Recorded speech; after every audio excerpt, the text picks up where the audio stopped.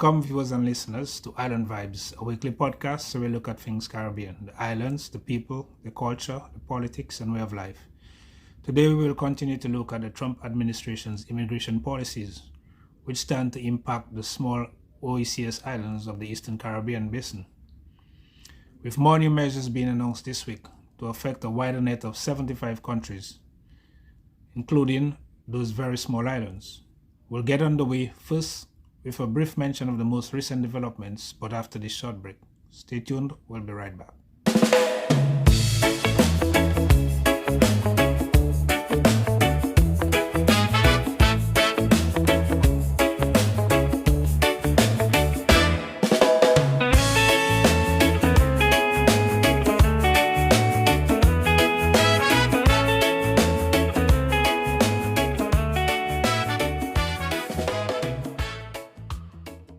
Welcome back.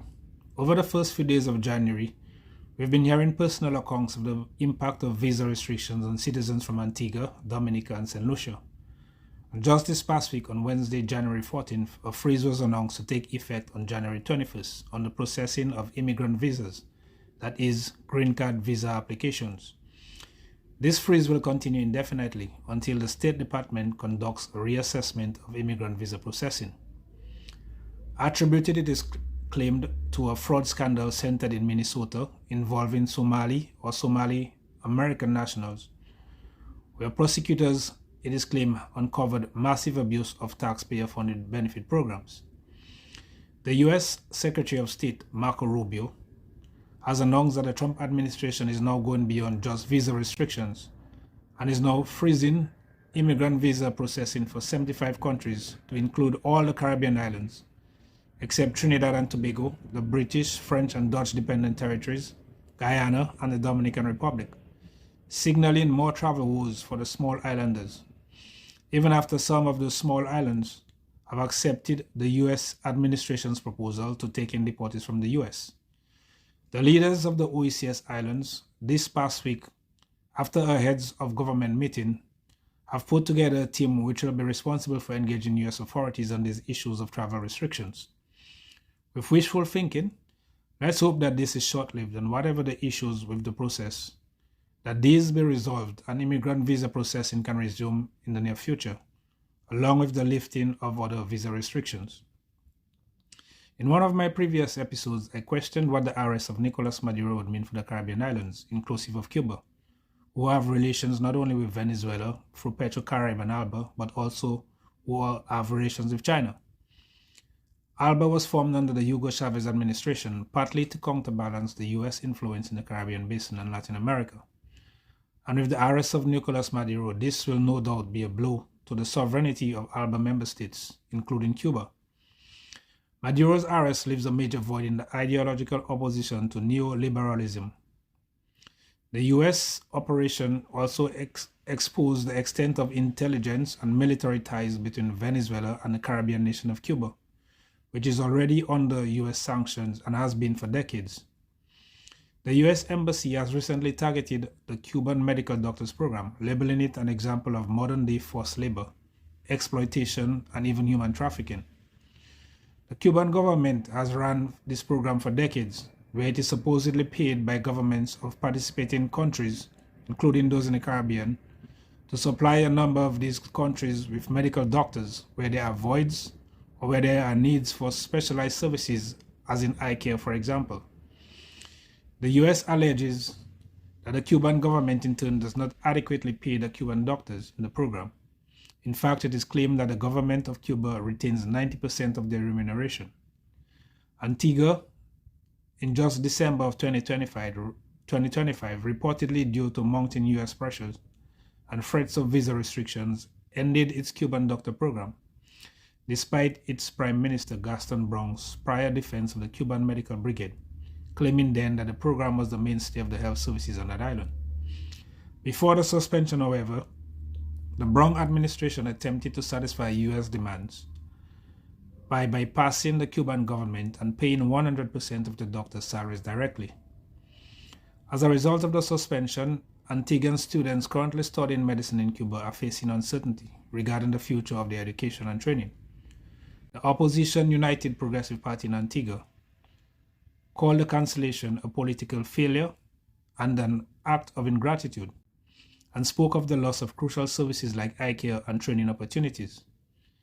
The islands involved in relationships with China and Venezuela, inclusive of Cuba, are indebted to both these countries, to Venezuela for supplying petroleum products for their energy needs, and also the lending of financial resources from its oil wealth to finance ALBA's social and national development programs in member states. They are indebted to China for infrastructural loans. We heard recently requests made of Delcy Rodriguez, the interim president of Venezuela, from the Trump administration to kick out China, Cuba, Russia, and Iran from Venezuela. And the question was how that would play out considering Venezuela's debt to China. Would that weaken both countries, who have the past decades been an economic lifeline for Cuba and the other Caribbean islands? Chinese firms have invested heavily in Venezuela in their telecoms, railways, and ports, and these are all now at risk. China has also invested billions in Venezuela for loans which Venezuela has to pay back in oil. Some believe that China's deal with Venezuela does not include third parties, and so the latter's indebtedness is still legally binding, regardless of who governs Venezuela. The view is that the US is going to spend billions to fix the oil infrastructure in Venezuela, while China doesn't have to spend a red cent, but will benefit from cheap Venezuelan oil. While the Venezuelan government is bounded by signed arrangements with the government of China, private companies, however, who may be operating in the petroleum industry post-Maduro, which are very likely to be American companies, are not so legally obligated. How will the Venezuelan administration continue to repay these debts to China if US companies take over the oil sector? Russia, who lost European oil markets after the invasion of Ukraine, had to look elsewhere to markets in Asia, and so they could also benefit if a US takeover in Venezuela. Assuming that is, the US would now be buying up Venezuelan oil, meaning less of the same on the Asian market, a plus for Russia. What happens if Cuba, China, and Russia are kicked out of Venezuela? Which nation stands to lose the most? How will this impact the economically troubled island of Cuba, already squeezed by US sanctions, especially considering that a large contingent of Cuban doctors have operated in Venezuela? And though the volume of petroleum had decreased significantly over the years due to the poor state of the oil infrastructure in Venezuela, Cuba undoubtedly has benefited significantly from petroleum supplies from Venezuela as part of the payment for the medical doctors program through the bilateral arrangements between the two countries. US Secretary of State Marco Rubio's disapproval for the government of Cuba has been evidenced publicly. His efforts are towards a regime change in Cuba and the reversal of normalization initiated during the Obama and Biden administration that allowed for expanded travel or remittances between Cuba and the US. Rubio's argument is that the policies of the Obama administration provided a financial lifeline to the Cuban government. Obama's vision then was that increased interaction rather than continued sanctions would have created economic opportunities for the Cuban people, with growth in the private sector and increased trade between the two nations, and that these would have been more effective in influencing Cuba's political and economic change. Arguments can be advanced on both sides of the coin about the kind of governance and economic climate that exists in Cuba today. But one thing is for certain: the islands in the region for decades have benefited significantly from bilateral relations with Cuba through the medical program that has helped the islands fill the void of trained medical specialists, and with students from these islands having opportunities to be trained in the fields of medicine and engineering, among other disciplines. As the first Cuban American to lead the State Department, Rubio's approach is aggressive economic pressure, with the hope for democratic movement within Cuba that will be aligned with the US. If American companies in the near future will be controlling Venezuela's oil industry, how will that impact Cuba? What happens to the Cuban doctors in Venezuela?